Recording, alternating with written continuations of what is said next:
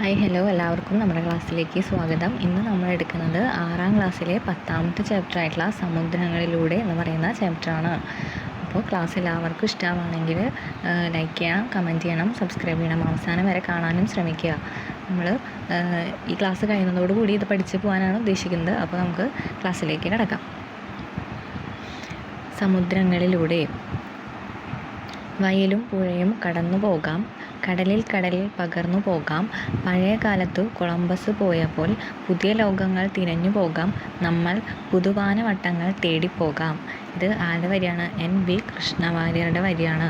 വെള്ളപ്പൊക്കം എന്ന് പറയുന്ന കൃതിയിലെ NV കൃഷ്ണവാര്യരുടെ വരികളാണ്. അപ്പോൾ ചോദിക്കാം, വയലും പുഴയും കടന്നു പോകാം, കടലിൽ കടന്നു പകർന്നു പോകാം. ഇതാരുടെ വരികളാണ്? NV കൃഷ്ണവാര്യരുടെ. എന്താണ്? ഭൂമിയിൽ ജീവൻ നിലനിർത്തുന്ന പ്രധാന ഘടകങ്ങളിലൊന്നാണ് ജലം, അല്ലേ? ജീവൻ നിലനിർത്തുന്ന പ്രധാന ഘടകങ്ങളിലൊന്ന് ജലമാണ്. ഭൗമോപരിതലത്തിൻ്റെ 71% ജലമാണ്. 71% ജലമാണ്. സമുദ്രങ്ങൾ, കായലുകൾ, തടാകങ്ങൾ, നദികൾ, അരുവികൾ, ഉറവകൾ, ജലസംഭരണികൾ, കിണറുകൾ എന്നിവ ജലത്തിൻ്റെ വിവിധ സ്രോതസ്സുകളാണ്. അവിടെയൊക്കെയാണ് ജലങ്ങൾ കാണുന്നത്, അല്ലേ? ഇവയിൽ ഉപരിതല ജലസ്രോതസ്സും ഭൂഗർഭ ജലസ്രോതസ്സും ഉൾപ്പെടുന്നുണ്ട്. അപ്പോൾ ജലസ്രോതസ്സിനെ തന്നെ രണ്ടായി തരംതിരിച്ചിട്ടുണ്ട്: ഉപരിതല ജലസ്രോതസ്സും ഭൂഗർഭ ജലസ്രോതസ്സും. ഉപരിതല ജലസ്രോതസ്സുകൾ ഭൗമോപരിതലത്തിൽ കാണുമ്പോൾ ഭൂഗർഭ ജലസ്രോതസ്സുകൾ ഉപരിതലത്തോട് ചേർന്ന് ഭൂമിക്കുള്ളിൽ കാണപ്പെടുന്നു. ഉപരിതലം ഭൂമിയുടെ ഉപരിതലത്തിൽ കാണുന്നു, എന്നാൽ ഭൂഗർഭം ഭൂമിക്ക് അടിയിലായിട്ടാണ് കാണുന്നത്. ഇതിനെക്കുറിച്ച് ചിത്രങ്ങൾ തന്നിട്ടുണ്ട്. ഇതിൽ ജലസ്രോതസ്സ്, ഉപരിതല ജലസ്രോതസ്സും ഭൂഗർഭ ജലസ്രോതസ്സും. ഉപരിതലത്തിൽ എന്തൊക്കെ വരും? നദി വരും, അല്ലേ? നദി വരുന്നുണ്ട്. പിന്നെ ഇത് വരും തടാകം നമ്മുടെ ഉപരിതല ജലസ്രോതസ്സിൽ പെടുന്ന ഒന്നാണ്. പിന്നെ ഏതാ? സമുദ്രം ഉപരിതലത്തിൽ പെടുന്നതാണ്. പിന്നെ ഭൂഗർഭത്തിൽ ഏതൊക്കെ വരും? നീരുറവ വരുന്നുണ്ട്. പിന്നെ കിണർ ഒരു ഭൂഗർഭ ജലസ്രോതസ്സാണ്. അതുപോലെ കുഴൽക്കിണറും ഒരു ഭൂഗർഭ ജലസ്രോതസ്സാണ്. പിന്നെ ജീവജാലങ്ങൾ ഭൂമിയിലെ ജലം നിരന്തരമായി ഉപയോഗിച്ചിട്ടും തീർന്നു പോകാത്ത എന്തുകൊണ്ടായിരിക്കും? നമുക്ക് നോക്കാം. ജലമണ്ഡലത്തിലെ ജലത്തിൻ്റെ ചാക്രിക ചലനത്തിൻ്റെ അല്ലെങ്കിൽ ജലപരിവൃത്തിയുടെ ഫലമായാണ് ജലസ്രോതസ്സുകളിലെ ജലം ഉപയോഗത്തിനനുസരിച്ച് തീർന്നു പോകാത്തത്. ഒരു സൈക്ലിക് ഫ്ലോ ഉണ്ട്, അതുകൊണ്ടാണ് ജലം തീർന്നു പോകാത്തത്. ആ ഫ്ലോ എന്താണെന്ന് നമ്മൾ പഠിക്കും. അതിന് മുന്നേ എന്താണ് ജലമണ്ഡലം? ഖരം, ദ്രാവകം, വാതകം എന്നീ അവസ്ഥകളിൽ ഭൂമിയുടെ ഉപരിതലത്തിലും അന്തർഭാഗത്തും അന്തരീക്ഷത്തിലുമായി കാണപ്പെടുന്ന ആകെ ജലമാണ് ജലമണ്ഡലം. മനസ്സിലായില്ലേ? ഖരം, ദ്രാവകം, വാതകം എന്നീ അവസ്ഥകളിൽ ഭൂമിയുടെ ഉപരിതലത്തിലായിട്ടും ഉള്ളിലായിട്ടും ഒക്കെ ജലം കാണപ്പെടുന്നുണ്ട്. ആ ജലത്തിനെയാണ് ജലമണ്ഡലം എന്ന് പറയുന്നത്. ഇനി എന്താണ് ജലപരിവൃത്തി? ഭൂമിക്കുള്ളിലും ഭൗമോപരിതലത്തിലും അന്തരീക്ഷത്തിലുമായുള്ള ജലത്തിൻ്റെ ചാക്രിക ചലനം. ഭൂമിക്കുള്ളിലും പുറത്തും ഒക്കെ ആയിട്ട് ഉള്ള ജലത്തിൻ്റെ ചാക്രിക ചലനത്തിനെയാണ് ജലപരിവൃത്തി എന്ന് പറയുന്നത്.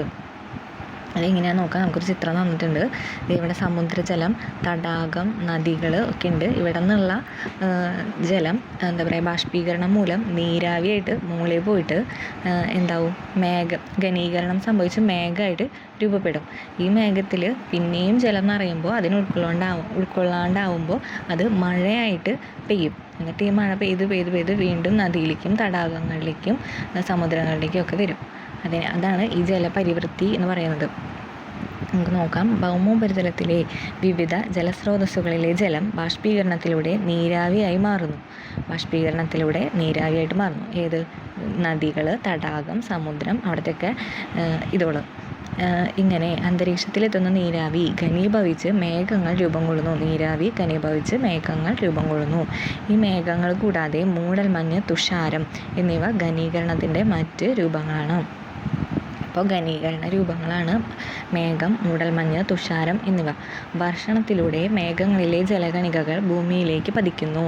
മഴ, മഞ്ഞുവീഴ്ച, ആലിപ്പഴ വീഴ്ച എന്നിവ വർഷണത്തിൻ്റെ വിവിധ രൂപങ്ങളാണ് മഴ, മഞ്ഞുവീഴ്ച, ആലിപ്പഴം. ഘനീകരണ രൂപങ്ങളാണ് മേഘം, മഞ്ഞ്, തുഷാരം. എന്താണ് ബാഷ്പീകരണം? ഒരു ദ്രാവകം താപത്തിൻ്റെ സഹായത്താൽ വാതകാവസ്ഥയിലേക്ക് മാറുന്നു. ഒരു വാതകം അതിൽ ടെമ്പറേച്ചർ കിട്ടുന്നത് മൂലം അത് എന്തായിട്ട് വാതകാവസ്ഥയിൽ വാതകമായി മാറുകയാണ്. അതിനെയാണ് ബാഷ്പീകരണം എന്ന് പറയുന്നത്. ഇനി ഘനീകരണം, വായുവിലെ ജലബാഷ്പം അല്ലെങ്കിൽ നീരാവി അത് തണുത്തിട്ട് ജലമായിട്ട് മാറുന്ന പ്രക്രിയ ആണ് ഘനീകരണം. നീരാവി തണുത്ത് ജലമായി മാറുന്നു, അതിനാണ് ഘനീകരണം എന്ന് പറയുന്നത്. ഇനി എന്താണ് വർഷണം? തുടർച്ചയായ ഘനീകരണം. തുടർച്ചയായിട്ട് തണുത്ത് ജലമായിട്ട് മാറുന്നത് മൂലം മേഘങ്ങളിലെ ജലകണികകളുടെ വലുപ്പവും ഭാരവും കൂടുമ്പോൾ അന്തരീക്ഷത്തിൽ തങ്ങി നിൽക്കാനാവാതെ അവ ദ്രാവക രൂപത്തിലോ ഖരരൂപത്തിലോ ഭൂമിയിലേക്ക് പതിക്കുന്ന പ്രക്രിയ. ദ്രാവകത്തിലോ അല്ലെങ്കിൽ ഖരം. എന്താണ് ഖരരൂപത്തിൽ ഭൂമിയിലേക്ക് പതിക്കുന്നത്? മഞ്ഞ്, അതാണ്. ഓക്കെ, ദ്രാവക രൂപത്തിലോ ഖരരൂപത്തിലോ ഭൂമിയിലേക്ക് പതിക്കുന്ന പ്രക്രിയയാണ് വർഷണം എന്ന് പറയുന്നത്. ഇങ്ങനെ ജലമണ്ഡലത്തിൽ ജലം ബാഷ്പീകരണം, ഘനീകരണം, വർഷണം എന്നീ പ്രക്രിയകളുടെ ചാക്രികമായി ചലിച്ചുകൊണ്ടേയിരിക്കുന്നതിനാണ് ജലപരിവൃത്തി എന്ന് പറയുന്നത്. ജീവൻ്റെ നിലനിൽപ്പിന് അത്യന്താപേക്ഷിതമായിട്ടുള്ള ഒരു ഘടകമാണ് ജലം. എന്നാൽ ജലത്തിൻ്റെ വിതരണം ഭൂമിയിൽ എല്ലായിടത്തും ഒരുപോലെയാണോ? അല്ല അല്ലേ. സമുദ്രജലവും മറ്റ് ലവണജലവും 97% ഉണ്ട്. ശുദ്ധജലം ആകെ 3% ഉള്ളൂ. അപ്പോൾ നമുക്ക് ചോദിക്കാം, ജലം ഏത് രൂപത്തിലാണ് ഏറ്റവും കൂടുതലായിട്ട് കാണപ്പെടുന്നത് എന്ന് ചോദിച്ചു കഴിഞ്ഞാൽ ഹിമപാളികളിലും ഹിമാനികളിലുമാണ് ഏറ്റവും കൂടുതൽ ജലം കാണുന്നത്. 68.7% ജലം അങ്ങനെ ഹിമാനിയിലൊക്കെ ആയിട്ട് കാണുന്നത്. ഭൂഗർഭജലം 30.1% ഭൂഗർഭം. ഇനി ഉപരിതല ജലമാണെങ്കിൽ 0.3%, മറ്റുള്ളവ 0.9%. ശുദ്ധജലം എത്രയാണ്? 3%. ബാക്കിയുള്ളത് 97%. അതിൽ ഏറ്റവും കൂടുതൽ ഹിമാനികളിലാണ് 68.7%. ഭൂമിയിലെ ജലത്തിൻ്റെ 97% ലവണജലമാണ്. ഭൂമിയിലുള്ള ആകെ ശുദ്ധജലത്തിൻ്റെ അളവ് 3%. അപ്പോൾ ആകെ ശുദ്ധജലത്തിൻ്റെ അളവ് 3%, ലവണജലം ആകെ 97%. അതിൽ ഭൂരിഭാഗവും ഹിമപാളിയിലും ഹിമാനിയിലും, ഏറ്റവും കൂടുതൽ ഹിമാനിയിലും ഹിമപാളിയിലും ആയിട്ടാണ് ഉറഞ്ഞു കിടക്കുന്നത്. ജീവജാലങ്ങൾക്ക് ഉപയോഗിക്കാൻ ലഭ്യമായ ശുദ്ധജലത്തിൻ്റെ അളവ് വളരെ പരിമിതമാണ്. ശുദ്ധജലം പോലെ തന്നെ ഭൂമിയിൽ മനുഷ്യരുടെ നിലനിൽപ്പിന് സമുദ്രജലവും അനിവാര്യമാണ്.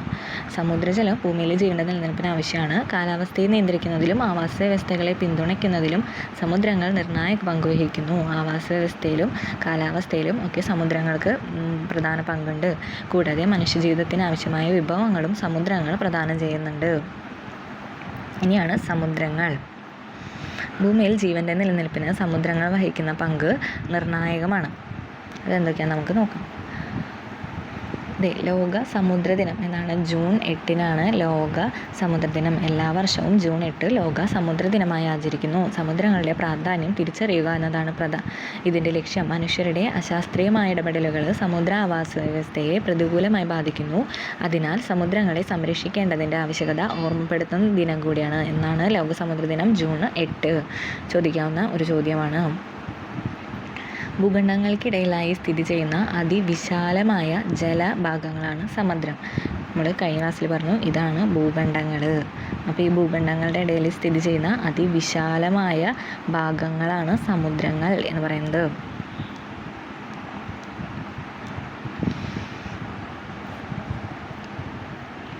കടലുകൾ, ഉൾക്കടലുകൾ എന്നിവ സമുദ്രത്തിൻ്റെ ഭാഗങ്ങളാണ്. കടലും ഉൾക്കടലും ഒക്കെ സമുദ്രത്തിൻ്റെ ഭാഗങ്ങളാണ്. സമുദ്രങ്ങളെക്കുറിച്ചുള്ള പഠനം സമുദ്രശാസ്ത്രം അല്ലെങ്കിൽ ഓഷ്യാനോഗ്രഫി എന്നാണ് അറിയപ്പെടുന്നത്. സമുദ്രജലത്തിൻ്റെ സങ്കീർണമായ ചലനാത്മകത തിരിച്ചറിയുന്നതിന് സമുദ്രപഠനം സഹായിക്കുന്നു. കൂടാതെ കാലാവസ്ഥാ വ്യതിയാനം, സമുദ്രമലിനീകരണം, ജൈവവൈവിധ്യ ശോഷണം തുടങ്ങിയ വെല്ലുവിളികളെ അഭിമുഖീകരിക്കുന്നതിനും സമുദ്രപഠനം ഉപകരിക്കുന്നു. അപ്പോൾ സമുദ്രങ്ങളെക്കുറിച്ചുള്ള പഠനമാണ് സമുദ്രശാസ്ത്രം. അത് എന്തിനൊക്കെയാണ് ഉപയോഗിക്കുന്നത്? സമുദ്രജലത്തിൻ്റെ ചലനാത്മകത തിരിച്ചറിയാൻ, പിന്നെ കാലാവസ്ഥാ വ്യതിയാനം, സമുദ്ര മലിനീകരണം, ജൈവവൈവിധ്യ ശോഷണം അങ്ങനെയുള്ള വെല്ലുവിളികളിലൊക്കെ അഭിമുഖീകരിക്കാനും. പിന്നെ എന്താണ് കടൽ? കടൽ എന്ന് പറഞ്ഞു കഴിഞ്ഞാൽ ഭാഗികമായി കരയാൽ ചുറ്റപ്പെട്ട സമുദ്രഭാഗം. കുറച്ച് പകുതിയോളം ഭാഗികമായി കരയാൽ ചുറ്റപ്പെട്ട സമുദ്രഭാഗത്തിനെയാണ് കടൽ എന്ന് പറയുന്നത്.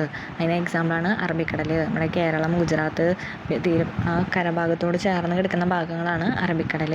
ഇനി ഉൾക്കടൽ, കരഭാഗത്തിനുള്ളിലേക്ക് കയറി കിടക്കുന്ന സമുദ്രഭാഗമാണ് ഉൾക്കടൽ. നമ്മുടെ ഈ ഭാഗത്തൊക്കെ ആയിട്ട് ഉള്ളിലേക്ക് കയറി കിടക്കുന്നുണ്ട്, അതാണ് ബംഗാൾ ഉൾക്കടൽ. കടലിടുക്ക് രണ്ട് കടലുകളെയോ സമുദ്രഭാഗങ്ങളെയോ തമ്മിൽ ബന്ധിപ്പിക്കുന്നതും കരകൾക്കിടയിലായി സ്ഥിതി ചെയ്യുന്നതുമായ വീതി കുറഞ്ഞ സമുദ്രഭാഗം കടലിടുക്ക്. അതാണ് എക്സാമ്പിളാണ് പാക്ക്, കടലിടുക്ക്. രണ്ട് സമുദ്രങ്ങൾക്കിടയിൽ കാണപ്പെടുന്നു വീതി കുറഞ്ഞത്. പാക്ക്, കടലിടുക്ക്.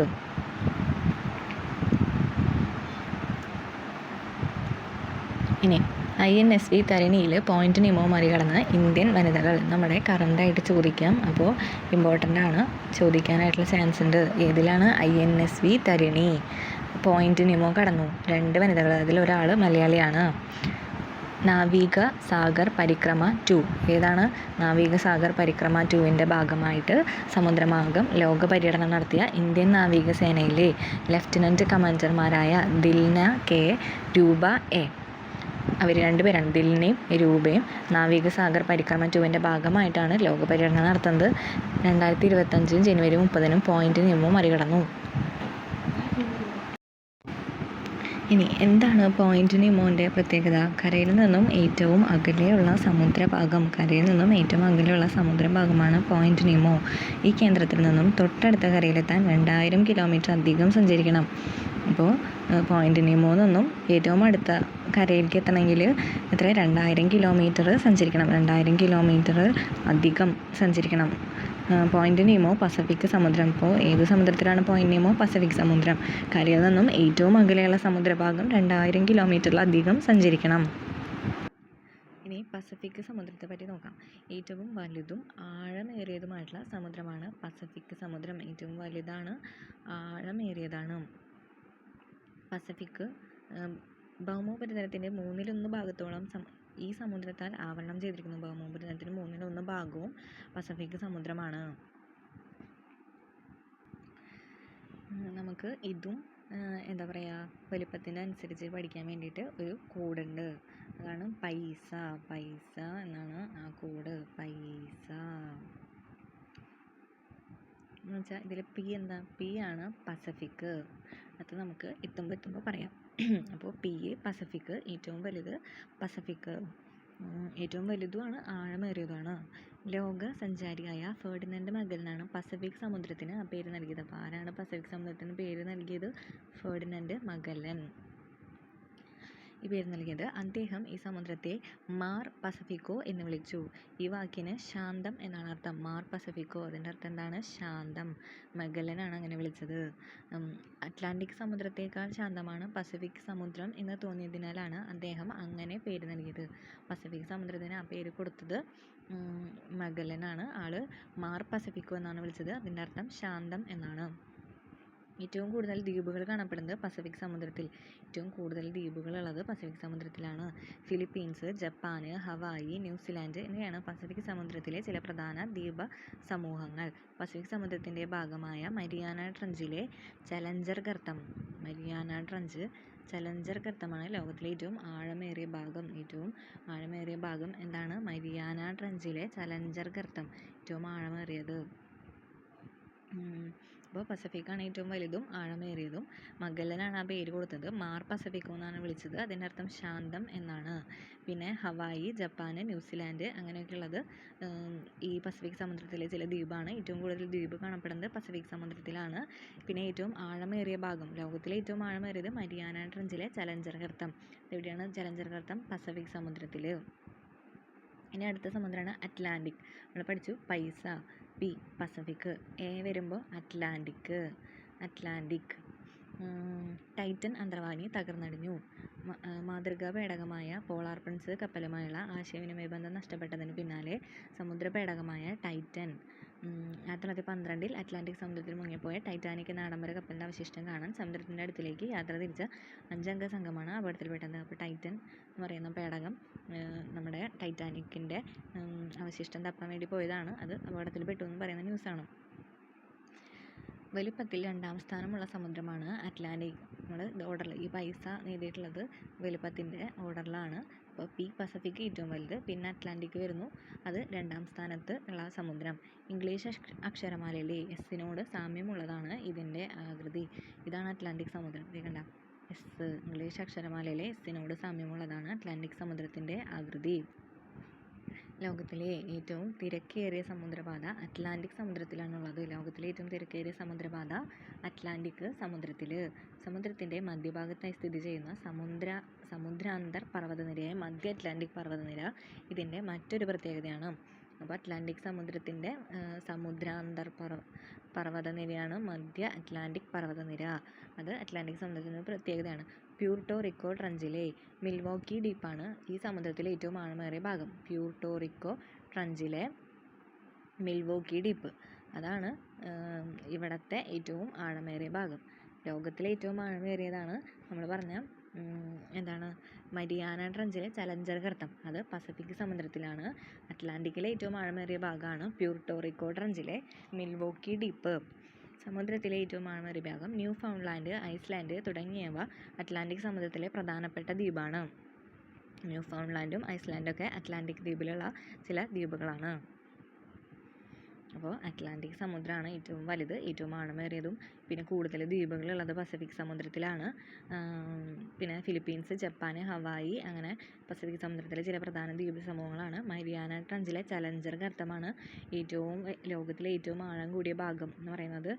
പിന്നെ പസഫിക്കിന് ആ പേര് കൊടുത്തത് മഗല്ലനാണ്. മാർ പസഫിക്കോ എന്നാണ് ആൾ വിളിച്ചത്. അതിനർത്ഥം ശാന്തം എന്നാണ്. അറ്റ്ലാന്റിക് സമുദ്രം രണ്ടാം സ്ഥാനത്തുള്ള സമുദ്രമാണ്. വലിപ്പത്തിൻ്റെ അടിസ്ഥാനത്തിൽ എസ്, ഇംഗ്ലീഷ് അക്ഷരമാലയിലെ എസ്സിനോട് സാമ്യമുള്ളതാണ്. തിരക്കേറിയ സമുദ്രപാത അറ്റ്ലാന്റിക് സമുദ്രം. പിന്നെ മധ്യ അറ്റ്ലാന്റിക് പർവ്വതനിരയുള്ളത് അറ്റ്ലാന്റിക് സമുദ്രം. പ്യൂർട്ടോ റിക്കോ ട്രഞ്ചിലെ മിൽവോക്കി ദ്വീപാണ് അറ്റ്ലാന്റിക്കിലെ ഏറ്റവും ആഴം കൂടിയത്. പിന്നെ ന്യൂ ഫൗണ്ട്ലാൻഡ്, ഐസ്ലാൻഡ് ഒക്കെ പ്രധാന ദ്വീപുകൾ. ഇനിയാണ് ഇന്ത്യൻ സമുദ്രം വരുന്നത്. അപ്പോൾ നമ്മുടെ കോഡ് അനുസരിച്ച് പൈസയിലെ ഐ വരെ നമ്മളെത്തി. P Pacific, A Atlantic. ഇനിയാണ് ഇന്ത്യൻ സമുദ്രം വരുന്നത്. ഇന്ത്യൻ സമുദ്രം ഒരു രാജ്യത്തിൻ്റെ പേരിൽ അറിയപ്പെടുന്ന ഏക സമുദ്രമാണ് ഇന്ത്യൻ സമുദ്രം. വലിപ്പത്തിൽ 3-ാം സ്ഥാനം അല്ലേ? വലിപ്പത്തിൽ ഇത് 1, ഇത് 2, ഇന്ത്യ വരുന്നത് 3. വലിപ്പത്തിൽ 3-ാം സ്ഥാനത്തുള്ളതാണ് ഇന്ത്യൻ സമുദ്രം. ഇതാണ് ഇന്ത്യൻ സമുദ്രം. ബംഗാൾ ഉൾക്കടൽ, അറബിക്കടൽ എന്നിവ ഇന്ത്യൻ സമുദ്രത്തിൻ്റെ ഭാഗമാണ്. ബംഗാൾ ഉൾക്കടൽ, അറബിക്കടലൊക്കെ ഇന്ത്യൻ സമുദ്രത്തിൻ്റെ ഭാഗമാണ്. സമുദ്രത്തിലെ ഏറ്റവും ആഴമേറിയ ഭാഗമാണ് ജാവ ട്രഞ്ച്. അപ്പോൾ ഇന്ത്യൻ സമുദ്രം. പിന്നെ നമ്മൾ പറഞ്ഞ മരിയാന ട്രഞ്ച്, എന്തായിരുന്നു പേര്? മരിയാന ട്രഞ്ചിലെ ചലഞ്ചർ ഗർത്തം, അത് പസഫിക്. അറ്റ്ലാന്റിക്കിൽ വരുമ്പോൾ ഏതാണ്? പ്യൂർട്ടോ റിക്കോ ട്രഞ്ച്, മിൽവോക്കി ദ്വീപ്. പ്യൂർട്ടോ റിക്കോ ട്രഞ്ചിലെ മിൽവോക്കി ദ്വീപ് അറ്റ്ലാന്റിക്. മരിയാന ട്രഞ്ചിലെ ചലഞ്ചർ ഗർത്തം പസഫിക്. പ്യൂർട്ടോ റിക്കോ ട്രഞ്ചിലെ മിൽവോക്കി അറ്റ്ലാന്റിക്. പിന്നെ ഇന്ത്യയിൽ വരുമ്പോൾ ഏതാണ് വരുന്നത്? ജാവ ട്രഞ്ച്, അതാണ് ഏറ്റവും ആഴമേറിയ ഭാഗം, ജാവ ട്രഞ്ച്. ആൻഡമാൻ നിക്കോബാർ ദ്വീപുകൾ, ലക്ഷദ്വീപ്, മാലിദ്വീപ്, ശ്രീലങ്ക തുടങ്ങിയവ ഇവിടുത്തെ പ്രധാനപ്പെട്ട ദ്വീപുകളാണ്. ആൻഡമാൻ നിക്കോബാറുണ്ട്, ലക്ഷദ്വീപുണ്ട്, മാലിദ്വീപുണ്ട്, ശ്രീലങ്കയുണ്ട്. അതൊക്കെയാണ് ഇന്ത്യൻ സമുദ്രത്തിലെ പ്രധാന ദ്വീപുകൾ. മലാക്ക കടലിടുക്ക് ഇന്ത്യൻ സമുദ്രത്തെയും പസഫിക്കിനെയും വേർതിരിക്കുന്നു. അപ്പോൾ നമുക്ക് പ്രധാന ഒരു ചോദ്യം കിട്ടി. മലാക്ക കടലിടുക്ക് ഇന്ത്യൻ സമുദ്രവും പസഫിക്കിനെയും വേർതിരിക്കുന്ന കടലിടുക്ക് ഏതാണ്? മലാക്ക കടലിടുക്ക് ഇന്ത്യൻ സമുദ്രവും പസഫിക്കിനെയും വേർതിരിക്കുന്നു. നമ്മൾ ഈ ഇന്ത്യയിലെ ജാവ ട്രഞ്ച് പറഞ്ഞില്ലേ, ജാവ സിമ്പിളാണ് എന്ന് പറഞ്ഞിട്ടുള്ള ഇത് ഒരു ഇന്ത്യക്കാരനാണ് അല്ലേ? നമുക്ക് അങ്ങനെ കണക്ട് ചെയ്യാം. ജാവ ട്രഞ്ച് ഉള്ളത് ഇന്ത്യൻ സമുദ്രത്തിൽ. ഇനി അടുത്തതാണ് ദക്ഷിണ സമുദ്രം. നമ്മുടെ കൂടെ എങ്ങനെയായിരുന്നു? പൈസ എന്നായിരുന്നു. P Pacific. അറ്റ്ലാന്റിക് 2-ാം സ്ഥാനം. ഇന്ത്യൻ സമുദ്രം 3-ാം സ്ഥാനം. പിന്നെ നാലാമത്തെയാണ് സദേൺ ഓഷ്യൻ അല്ലെങ്കിൽ ദക്ഷിണ സമുദ്രം. അന്റാർട്ടിക്കയ്ക്ക് ചുറ്റുമായി ഏകദേശം 60 ഡിഗ്രി ദക്ഷിണ അക്ഷാംശം വരെ ദക്ഷിണ സമുദ്രം വ്യാപിച്ചു കിടക്കുന്നു. അന്റാർട്ടിക്കയുടെ ചുറ്റുമായിട്ട് 60 ഡിഗ്രി ദക്ഷിണ അക്ഷാംശം വരെ ദക്ഷിണ സമുദ്രം വ്യാപിച്ചു കിടക്കുന്നുണ്ട്. ആർട്ടിക് ഒഴികെ മറ്റെല്ലാ സമുദ്രങ്ങളെയും അതിർത്തി പങ്കിടുന്ന ഈ സമുദ്രത്തിന് വലുപ്പത്തിൽ 4-ാം സ്ഥാനം. അപ്പോൾ ആർട്ടിക് ഒഴികെ മറ്റെല്ലാ സമുദ്രങ്ങളുമായും അതിർത്തി പങ്കിടുന്ന സമുദ്രം ഏതാണെന്ന് ചോദിച്ചു കഴിഞ്ഞാൽ അത് ദക്ഷിണ സമുദ്രം 4-ാം സ്ഥാനത്താണുള്ളത്. ഡോൾമാൻ, ഹേഡ് എന്നിവ സമുദ്രത്തിലെ ചില ദ്വീപുകളാണ്. ഡോൾമാനും ഹേഡാണ് പ്രധാന ദ്വീപുകൾ.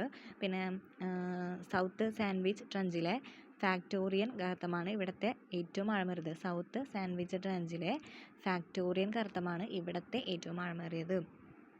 നമ്മൾ പസഫിക്കിലത്തെ ഏറ്റവും ആഴമേറിയത് മരിയാന ട്രഞ്ചിലെ ചലഞ്ചർ ഗർത്തം. അറ്റ്ലാന്റിക്കിലെ ഏറ്റവും ആഴമേറിയത് പ്യൂർട്ടോ റിക്കോ ട്രഞ്ചിലെ മിൽവോക്കി ദ്വീപ്. ഇന്ത്യയിലെ ഏറ്റവും ആഴമേറിയത് ജാവ ട്രഞ്ച്. നമ്മൾ പഠിച്ച ദക്ഷിണ സമുദ്രം സൗത്ത് സാൻഡ്വിച്ച് ട്രഞ്ചിലെ ഫാക്ടോറിയൻ ഗർത്തം. അടുത്ത പഠിക്കാൻ പോകുന്ന സമുദ്രമാണ് ആർട്ടിക് സമുദ്രം. അപ്പോൾ നമ്മുടെ കോഡ് പൈസ എന്നായിരുന്നു. അതിൽ എന്താണ്? പസഫിക്, പിന്നെ അറ്റ്ലാന്റിക്, പിന്നെ ഇന്ത്യൻ, പിന്നെ സദേൺ ഓഷ്യൻ, പിന്നെ എന്നുള്ളത് ആർട്ടിക് സമുദ്രം. ഇതിൽ ഫസ്റ്റ് അന്റാർട്ടിക്, ചെറിയ ആയാണ് അന്റാർട്ടിക്. പിന്നെ ആർട്ടിക് എന്ന് എഴുതുമ്പോൾ ഇങ്ങനത്തെ ആയാണ്. അപ്പോൾ 2 വരുന്നതാണ് ഏറ്റവും ലാസ്റ്റ് വരിക, ആർട്ടിക്. ഭൂരിഭാഗവും ആർട്ടിക് വൃത്തത്തിനുള്ളിലായി സ്ഥിതി ചെയ്യുന്ന സമുദ്രം ആർട്ടിക് സമുദ്രം. ഭൂരിഭാഗവും ആർട്ടിക് വൃത്തത്തിനുള്ളിൽ വരുന്ന സമുദ്രമാണ് ആർട്ടിക് സമുദ്രം. നമ്മൾ പറഞ്ഞു ആർട്ടിക് ഒഴികെ മറ്റെല്ലാ സമുദ്രങ്ങളുമായും അതിർത്തി പങ്കിടുന്നത് ദക്ഷിണ സമുദ്രം. പിന്നെന്താ, ആർട്ടിക് സമുദ്രത്തിലാണ് ഉത്തരധ്രുവം ഉള്ളത്. ആർട്ടിക് സമുദ്രത്തിൽ ആണ് ഉത്തരധ്രുവം ഉള്ളത്. ഏറ്റവും ചെറുതും ആഴം കുറഞ്ഞതുമായ സമുദ്രം, ഏറ്റവും വലുതും ഏറ്റവും ആഴം കൂടിയതും പസഫിക്. ഏറ്റവും ചെറുതും ആഴം കുറഞ്ഞതും ആർട്ടിക്. ഏറ്റവും ചെറുതാണ്, ആഴം കുറഞ്ഞതുമാണ്. വർഷത്തിൽ ഭൂരിഭാഗവും മഞ്ഞുറഞ്ഞ അവസ്ഥയിലാണ്. ആർട്ടിക് അല്ലേ, ആർട്ടിക് ധ്രുവം. അപ്പോൾ അവിടെ ഫുള്ള് മഞ്ഞ് വീഴ്ചയാണ്, മഞ്ഞുറഞ്ഞ അവസ്ഥയിലാണ്. മൊല്ലോയ് ഗർത്തമാണ് ഈ സമുദ്രത്തിലെ ഏറ്റവും ആഴമേറിയത്. മൊല്ലോയ് ഗർത്തം, ആർട്ടിക്കിലെ ഏറ്റവും ആഴമേറിയ ഭാഗം ചോദിച്ചു കഴിഞ്ഞാൽ മൊല്ലോയ് ഗർത്തം. നമ്മൾ ആദ്യം പസഫിക് തൊട്ട് പറയുന്നു. പസഫിക്കിലെ ഏറ്റവും ആഴമേറിയത് മരിയാന ട്രഞ്ചിലെ ചലഞ്ചർ ഗർത്തം. അറ്റ്ലാന്റിക്കിലെ ഏറ്റവും ആഴം കൂറിയത് പ്യൂർട്ടോറിക്കയിലെ ട്രഞ്ചിലെ മിൽവോക്കി ഡീപ്പ്. ഇന്ത്യയിലാണെങ്കിൽ ജാവ ട്രഞ്ച്. ദക്ഷിണ സമുദ്രത്തിലേക്ക് വരുമ്പോൾ സൗത്ത് സാൻഡ്വിച്ച് ട്രഞ്ചിലെ ഫാക്ടോറിയൻ ഗർത്തം. ആർട്ടിക്കിലേക്ക് എത്തുമ്പോൾ മൊല്ലോയി ഗർത്തം. പിന്നെന്താ, ഏഷ്യ, യൂറോപ്പ്, വടക്കേ അമേരിക്ക എന്നീ ഭൂഖണ്ഡങ്ങളുടെ വടക്കേ അതിർത്തിയാണ് ഏഷ്യ, യൂറോപ്പ്, വടക്കേ അമേരിക്ക എന്നീ ഭൂഖണ്ഡങ്ങളുടെ വടക്കേ അതിർത്തിയാണ് ആർട്ടിക് സമുദ്രം. ദക്ഷിണ സമുദ്രം വലിപ്പത്തിൽ എത്രാമത്തെയാണ്? നമ്മൾ പൈസ എന്ന് എഴുതുമ്പോൾ എസ് വരുന്നത് 4ാമതാണ്. അപ്പോൾ ദക്ഷിണ സമുദ്രം 4ാമത്. ആർട്ടിക് സമുദ്രം ഏതാണ്? ഏറ്റവും ലാസ്റ്റ് വരുന്നതാണ്.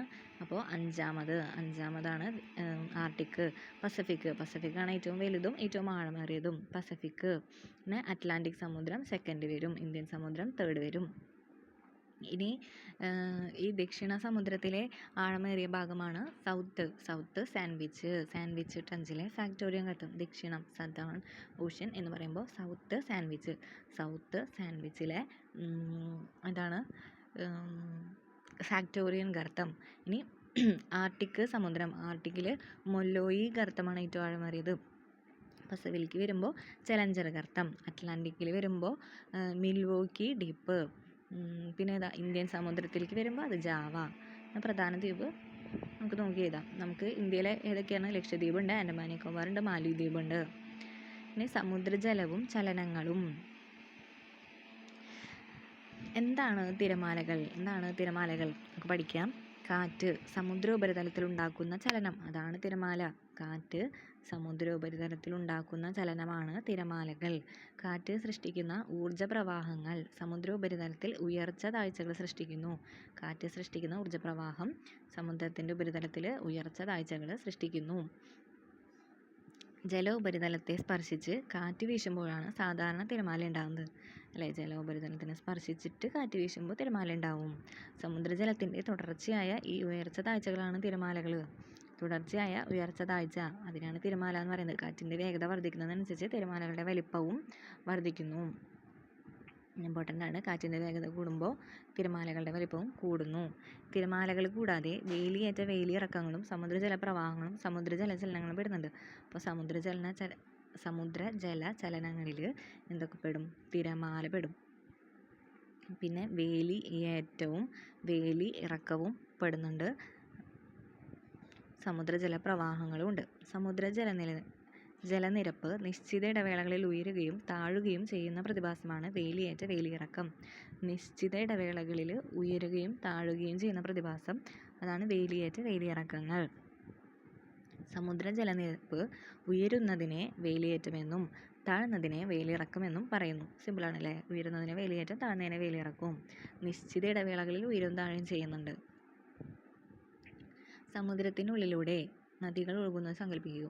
ഒന്നാമത്തെ, സമുദ്രജലം കിലോമീറ്ററുകളോളം നദികളെപ്പോലെ സമുദ്രത്തിനുള്ളിലൂടെ ഒഴുകുന്നുണ്ട്. സമുദ്രജലം കിലോമീറ്ററുകളോളം നദികളെ പോലെ സമുദ്രത്തിനുള്ളിലൂടെ തന്നെ ഒഴുകുന്നുണ്ട്. ഇങ്ങനെ സമുദ്രങ്ങളിൽ നിശ്ചിത ദിശയിൽ നിശ്ചിത പാതയിലൂടെ തുടർച്ചയായി ജലം ഒഴുകുന്ന പ്രതിഭാസമാണ് സമുദ്ര ജലപ്രവാഹം.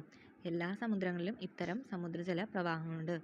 എന്താണ്? നിശ്ചിത ദിശയിൽ നിശ്ചിത പാതയിലൂടെ തുടർച്ചയായിട്ട് ജലം ഒഴുകുന്ന പ്രതിഭാസം. അതാണ് സമുദ്രജല പ്രവാഹം. പഠിക്കണം. നിശ്ചിത ദിശയിൽ നിശ്ചിത പാതയിലൂടെ തുടർച്ചയായിട്ട് ഒഴുകുന്ന പ്രതിഭാസമാണ് സമുദ്രജല പ്രവാഹം. എല്ലാ സമുദ്രങ്ങളിലും സമുദ്രജല പ്രവാഹങ്ങളുണ്ട്. ഇനി വേലിയേറ്റ വേലിയിറക്കങ്ങൾ. ചന്ദ്രൻ്റെയും സൂര്യൻ്റെയും ഗുരുത്വാകർഷണ ബലം, അപകേന്ദ്ര ബലം എന്നിവ കാരണം സമുദ്രജലനിരപ്പ് ഉയരുകയും താഴുകയും ചെയ്യുന്നതാണ് വേലിയേറ്റവും വേലിയിറക്കവും.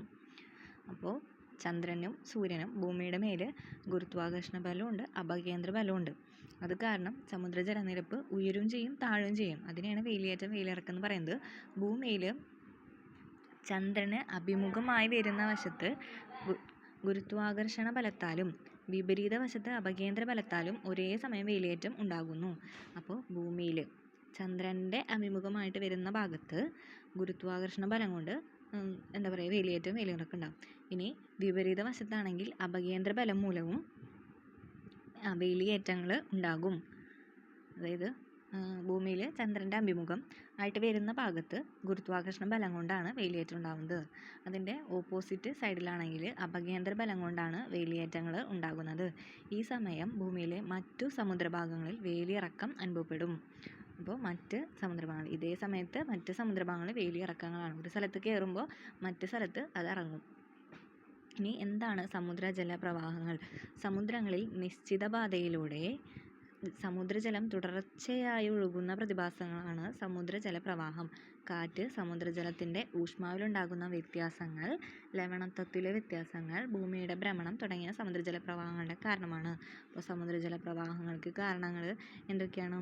കാറ്റ്, സമുദ്രജലത്തിൻ്റെ ഊഷ്മാവിലുണ്ടാകുന്ന വ്യത്യാസം, ലവണത്വത്തിലെ വ്യത്യാസം, ഭൂമിയുടെ ഭ്രമണം.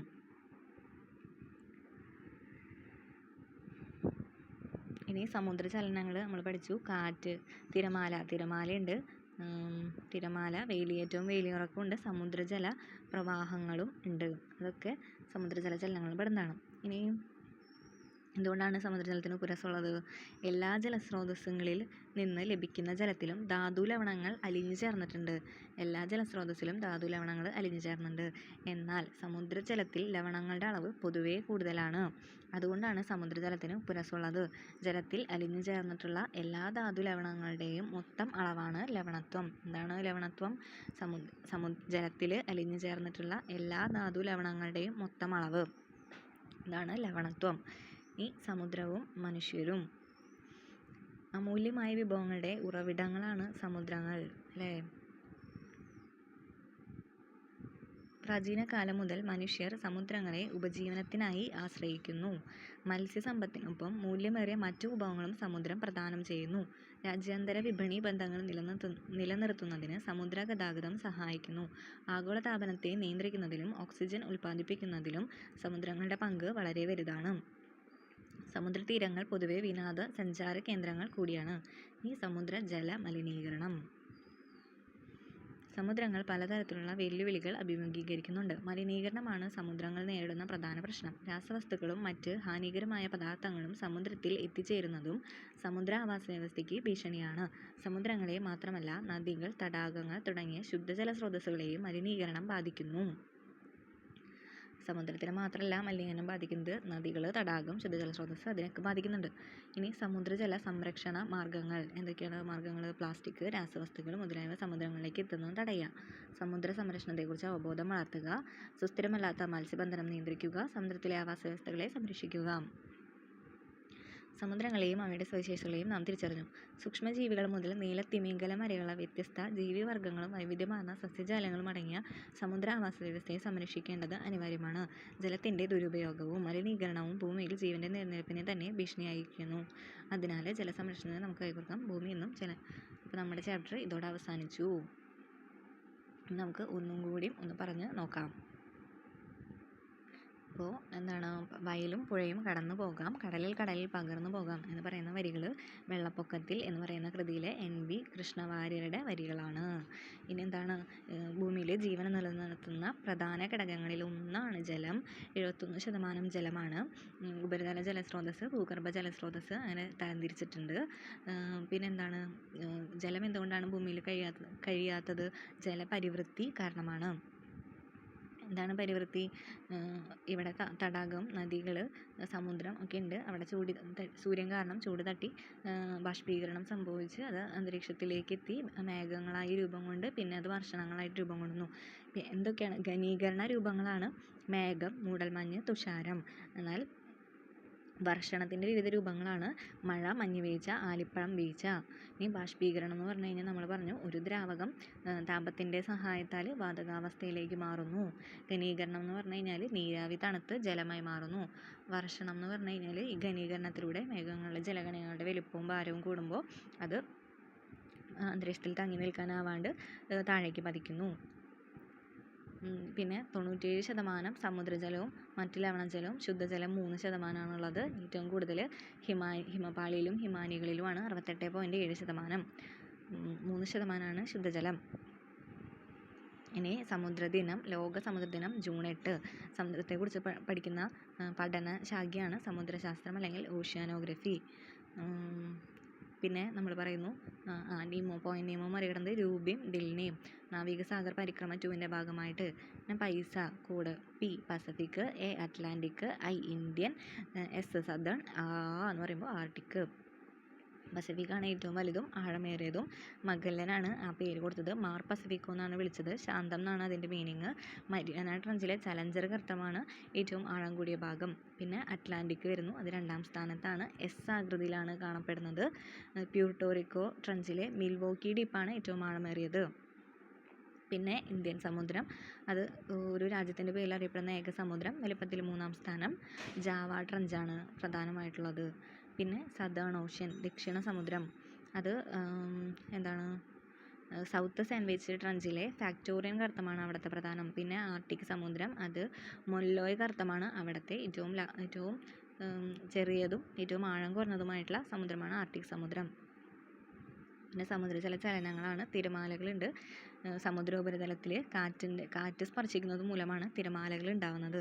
കാറ്റിൻ്റെ വേഗത കൂടുമ്പോൾ തിരമാലകളുടെ വലിപ്പവും കൂടുന്നു. പിന്നെ വേലിയേറ്റം, വേലിയിറക്കവും സമുദ്രജല പ്രവാഹങ്ങളും അതും സമുദ്രചലനത്തിൽ പെടുന്നതാണ്. ചന്ദ്രൻ്റെയും സൂര്യൻ്റെയും ഗുരുത്വാകർഷണം അപകേന്ദ്ര ബലം മൂലമാണ് വേലിയേറ്റം, വേലിയിറക്കം ഉണ്ടാകുന്നത്. പിന്നെ മലിനീകരണം, അതൊക്കെയാണ് പറഞ്ഞത്. അപ്പോൾ നമ്മുടെ ഇന്നത്തെ ക്ലാസ് ഇത്രയൊക്കെ ഉള്ളൂ. എല്ലാവർക്കും ഇഷ്ടപ്പെട്ടു എന്ന് വിചാരിക്കുന്നു. Thank you so much. By.